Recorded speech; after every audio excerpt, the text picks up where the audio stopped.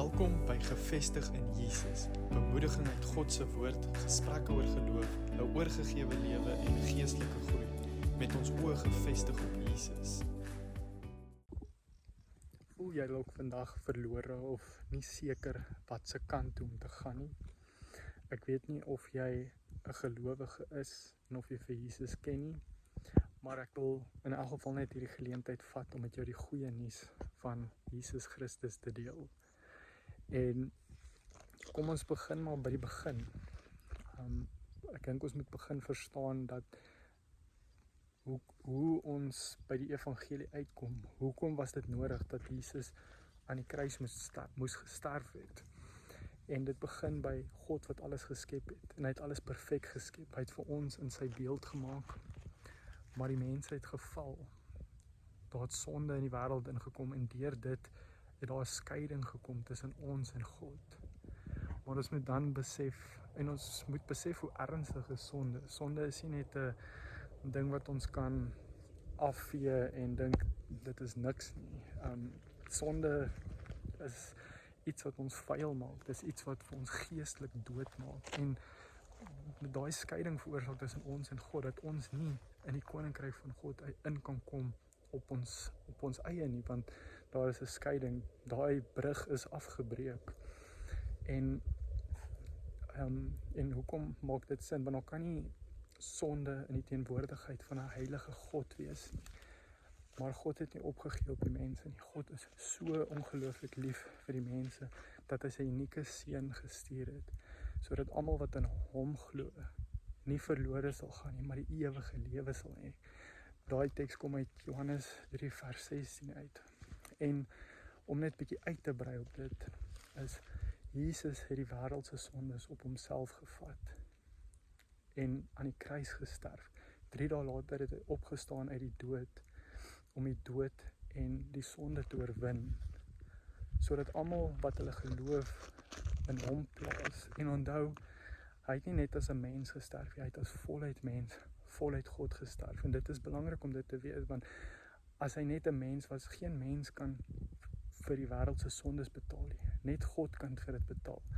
Maar dit is ook belangrik dat hy voluit mens was, om die perfekte lewe te lewe, om deur die temptations te gaan wat ons gaan, om basies self deur alles te moet gaan wat die mense doen, om sondeloos aan die ander kant uit te kom, maar 'n sondaar se dood gesterf het, ons sondes op hom gevat het, die God se oordeelsbeker gedrink het vir ons. En dit was nie 'n mooi dood nie. As ons gaan lees wat die evangelie sê en wat die historiese account sê van hoe erg die kruisiging was, dan besef ons waardeur Jesus moes gegaan het, die marteling wat hy deur moes gegaan het, en ook die disippels wat oor hierdie waarheid later gemartel was en doodgemaak was, deur moes gaan oor hierdie waarheid, en dat hulle bereid was om vir hierdie waarheid te sterf. En wat dit anders te maak is, ons kan maklik hoor dat mense sê ander gelowe doen dit self, hulle word ook gemarter vir hulle geloof. As ons kyk na Islam, dit is iets wat baie mense sê, en daar's 'n groot verskil. Baie mense sal doodgaan vir iets wat hulle glo is die waarheid, maar min mense sal doodgaan vir iets wat hulle weet is 'n leuen.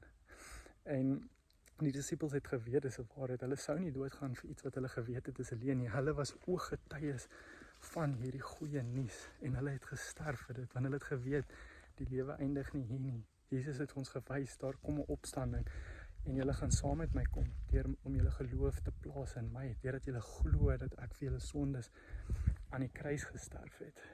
En ek wil nou ook net na 'n vraag kyk, wat vir my laat besef het, wat die evangelie werklik is. Dit is 'n vraag wat 'n pastoor met die naam Jonathan Pokluda van die Harris Creek gemeente in Amerika gereeld gebruik. Ek weet hy gee ook die credit aan 'n ander evangelis wat dit baie gebruik, maar dit is 'n manier om die evangelie te deel met mense en om te kyk hoe jy dit verstaan. En die 2 vrae gaan basies so: as vandag jou laaste dag is, hoe seker is jy op 'n skaal van 1 tot 10? 1, jy's glad nie seker nie, En 10, jy is doodseker. Jy gaan, as vandag jou laaste dag is, gaan jy in die ewige koninkryk in saam met Jesus. En toe ek die eerste keer daai vraag gehoor het, was my antwoord ook 'n 7. En so 70% seker as ek vandag sou my laaste dag sou wees, sou ek die koninkryk ingaan. En ek gaan nou net die antwoord op daai toe kom, maar die opvolgende vraag wat hy dan ook vra is, as jy nou vandag sal jou laaste dag is en jy kom voor Jesus en hy vra vir jou, hoekom het hy jou inlaat? Wat sal jou antwoord wees op dit? En ek dink, wat mens baie keer hoor is, want ek was 'n goeie mens, ek het my tiendes gegee, ek het mense gehelp, en baie keer op ons gefokus. En ek dink, dit is waar ons die evangelie misverstaan. Dit is waar daai 70 ook 'n probleem is, want die antwoord op dit basies is, ons het 100% sekerheid dat ons gered kan wees as ons geloof in Jesus plaas. Want as ons sê 70% sê, okay, Jesus het vir 70% van my sondes gesterf en die res van daai 30% wat oor is up to me. Dit is my verantwoordelikheid om daai 30% seker te maak dat ek in die hemel kom. Maar Jesus het vir dit alles betaal. Dit is volbring. Alles, die prys is voluit betaal. Sy bloed het ons so skoon gewas soos wol. En dit is die goeie nuus van die evangelie. Daarom hoef ons nie die druk te voel om te perform nie, want dit is klaar betaal. En die tweede deel is, as ons voor Jesus staan, al wat ons vir hom kan sê is, Here, want U het vir my sondes in die kruis gesterf het. U het die prys betaal, die volle prys betaal, dat ek vandag in die ewigheid in kan gaan, dat ek in U koninkryk in kan gaan. En dit is die goeie nuus van die evangelie. En hoe kan ons met sekerheid weet dat ons gered is? Die woord sê vir ons duidelik, as ons kyk wat sê Romeine 10 vers 9, sê vir ons, as jy met jou mond bely dat Jesus die Here is en in jou hart glo dat God hom uit die dood uit opgewek het, sal jy gered word. En daai erkenning kom ook met 'n werklike besef wat sonde is. Waarvoor het Jesus vir ons gesterf? Want as ons nie die erns van sonde besef nie, waarvoor het Jesus dan gekom en kom sterf? En ek dink dit is waar 'n nuwe lewe in Christus ons is. Die ou lewe is dood, daar's 'n nuwe lewe wat begin, 'n lewe wat voluit oorgegee is aan Jesus, waar ons saam met hom stap in die heiligmaking proses, waar ons elke dag groei om meer en meer soos hy te lyk. So ja, ek wil net vir julle los met hierdie goeie nuus, en ja, dankie dat julle gekyk het.